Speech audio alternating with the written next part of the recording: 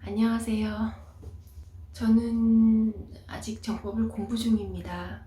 아직 생각도 부족하고 분별이 바르진 않지만 제가 정법 공부를 하면서 생각하게 되는, 풀어가게 되는, 뭔가 구슬이 맞춰지는 것 같은 생각이 드는 것들을 정리를 해보고 있습니다. 별거 아닌 거지만 어느 누구에게든 어떤 식으로든 작은 도움이라도 될 수 있으면 좋겠다는 마음에 영상을 올리고 있습니다. 어떤 식으로든 아주 작더라도 도움이 됐으면 하는 마음입니다. 아이가 아직 이제 8살이어서 나이가 어리다 보니 동화책을 자주 읽어주게 됩니다. 전래동화도 아이가 무척 좋아하는데요. 며느리감 고르기라는 제목의 이야기가 있습니다. 간단하게 말씀드리면 부잣집의 외아들인데 아들이 재산을 물려받아서 집안을 잘 건사해야 할 텐데 이 아들이 경제 개념이 전혀 없는 겁니다. 집에 안에 사과나무 과수원이 있는데 다 썩어가는 사과를 20냥을 주고 사온다거나 아니면 귀한 항아리라고 사와서 보여주는데 비싼 돈을 지불하고 사왔는데 금이 가고 껴있고 형편없는 물건을 사온다거나 많이 벌어지는 거죠. 그래서 부모님께서 고심고심 하시다 도저히 아들이 고쳐지지 않으니 그러면 야무진 며느리를 하나 보기로 결정을 합니다. 고을에 방을 붙입니다. 작은 집을 한 채를 마련하고 그리고 아주 작은 양의 곡식을 준 후 유모를 한 사람 붙이고 그리고 머슴을 한 사람 붙이고 이 두 사람과 마련한 집에서 한 달을 버텨내면 이 곡식으로 한 달을 버텨내면 우리 며느리로 삼겠다. 자격 조건은 아무것도 없다. 이제 이렇게 방을 붙여서 모든 처녀들이 지원을 합니다. 지원을 해서 그 작은 양의 곡식으로 자기 자신과 그리고 그 부잣댁에서 보낸 유모 한 분과 그리고 머슴 한 사람 이렇게 총 3명이서 한 달을 보내는데 거의 대부분의 처녀들이 실패를 하고 떠납니다. 그 보통의 유형이 있는 걸로 한 달을 버텨내기 방법을 선택을 합니다. 있는 걸 아껴서. 어차피 주어진 양은 3명이서 한 달을 버틸 수는 없는 양이거든요. 그 정도의 작은 양을 준 거기 때문에 허리띠를 아무리 쫄라매도 아무리 굶어도 한 달을 버티기는 어려운 양인 거죠. 그래서 부잣댁에서는 상심을 하고 있었는데 어느 가난한 집에 아주 야무진 처자가 한 사람 지원을 해서 옵니다. 큰 기대를 하지 않았는데 이 처자가 와서 하는 행동이 그 유모한테 말합니다. 제일 먼저 와서 한 게 집을 둘러보고 두 사람과 대화를 나눠보고 제일 먼저 한 게 세 사람이 충분히 먹을 양의 밥을 지어달라고 합니다. 그래서 세 사람은 거하게 식사를 합니다. 그리고 다음날 그 처자가 말합니다. 남은 곡식으로 남은 쌀로 떡을 만들어 주세요 라고 합니다.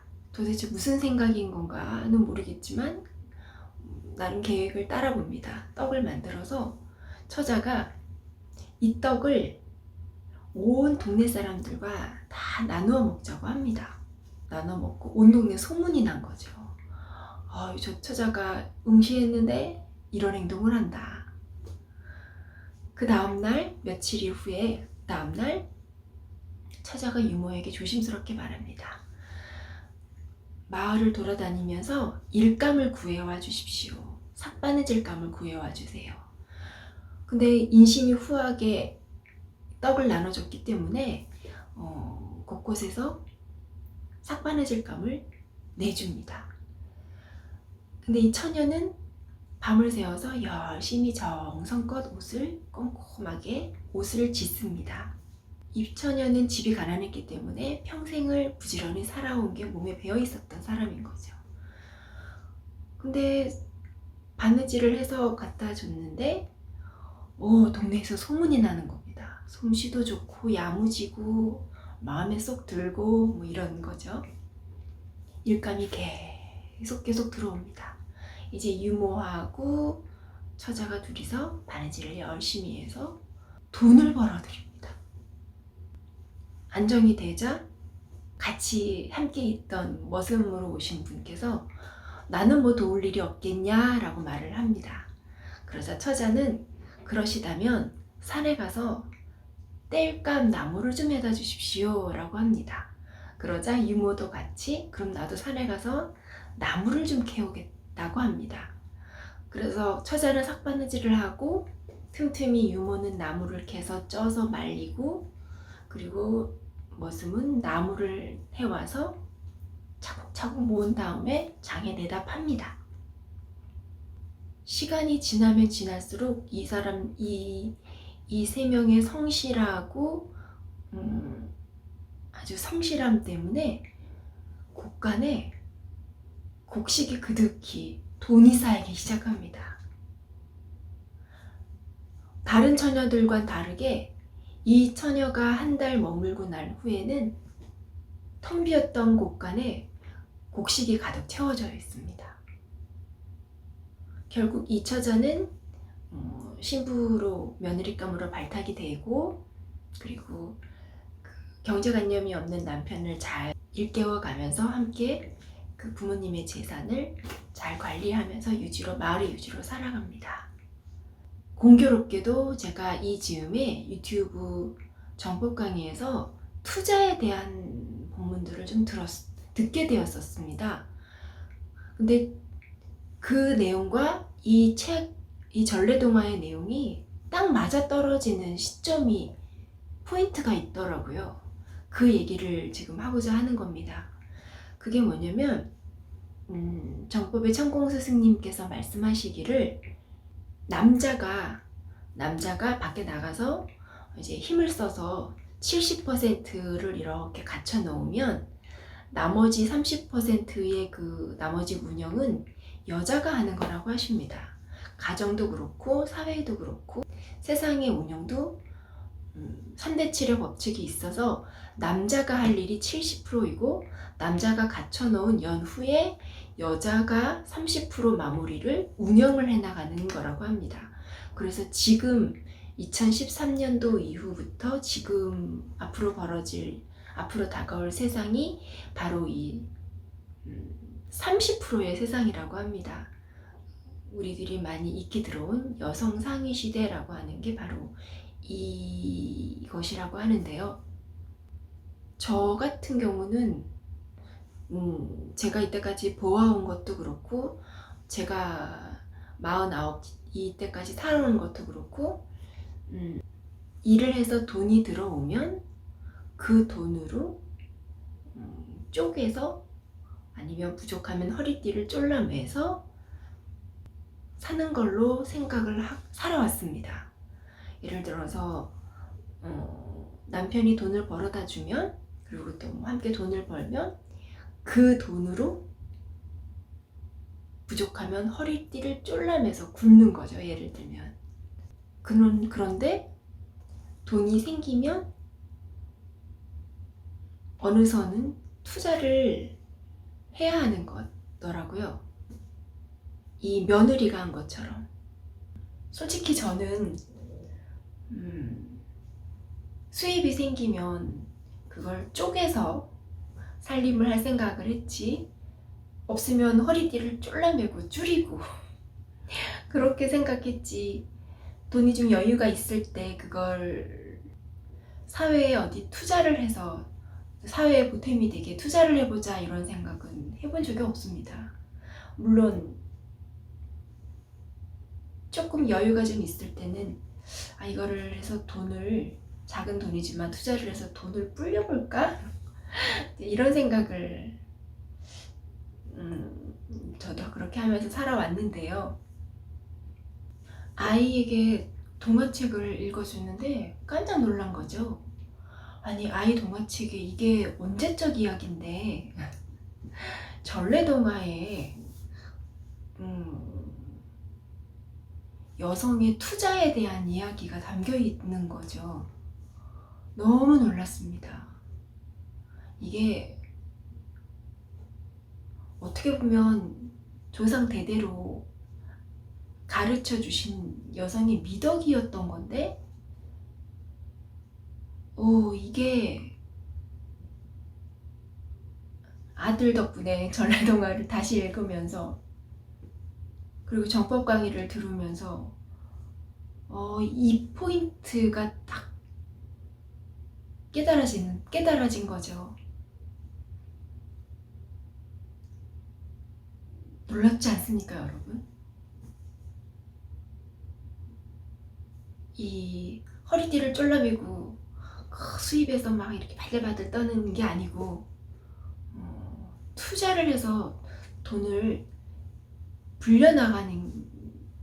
나가야 하는 게 살림의 지혜라는 거.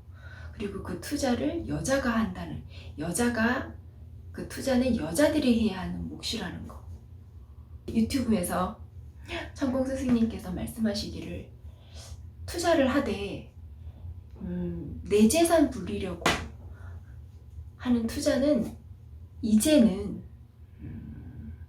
안 된다고 하시네요. 2012년까지만 해도 그게 가능했는데, 지금 2013년부터는 기운이 많이 바뀌었다고 합니다. 지금 2020년이니까 2013년부터는 서서히 이거 내 거, 이거 내 사람, 이거 내 아들, 이거 내 돈, 이러면 안 된다는 거죠. 그런데 이거 우리 아들, 우리 집, 우리 친구, 우리 동생, 우리 부모님, 이거 우리 재산. 그 명칭 하나만으로 하늘에서 보시기에 인정이 된다고 합니다. 그게 이제 크게 보면, 어떻게 보면 그게 내 것이 아닌 우리 것이라는 거가 무소유가 된다는 거죠. 무소유 개념을 되게 간단하게 쉽게 설명해 줬더라고요. 내 것이 아니고 똑같은 걸 가지고 있지만, 똑같은 나에게 주어진 것이 있지만 내 거가 아니고 우리 거. 그러면 이게 문제가 되지 않고 또 이게 무소유의 개념인 거라고 하십니다. 그러면 투자를 해야 되는데, 그럼 투자는 어떤 마음으로 해야 하는가? 투자를 할 때는 물론 방식은 똑같겠죠. 근데 이거 내 거, 이게 아니고 우리의 경제를 어디에 투자하면, 사회에 어디에 투자하면 사회에 좀 도움이 될까? 아니면 사회 발전이 좀 될까? 아니면 우리 지역사회가 좀 좋아질까? 내가 어디에 투자하면 우리 사는 세상이 좀 좋아질까? 하는 마음으로 투자를 하면 아무 문제가 없다고 하십니다. 그렇게 해서 가정에서 여성 주부들이, 가정에서 아내들이, 아니면 사회에서 여성들이 투자를 조금씩 그렇게 사회에 투자를 해 나가는 거라고 합니다. 투자에 대한 공부를 좀 더 해봐야 할 것 같습니다. 이 투자의 분야는 저에게는 거의 미개척지라서 아는 것이 아무것도 없고 감도 없고 사실 가진 것도 아직 없고 그런데 투자에 대한 공부를 좀 해봐야겠다는 생각을 가지고 있습니다. 앞으로 이 시대의 여성들이 신나고 재밌게 할 일이 무궁무진 많아질 것 같습니다. 나중에 또 다시 투자를 공부해서 투자에 대한 걸로도 또 한번 찾아뵙겠습니다. 안녕.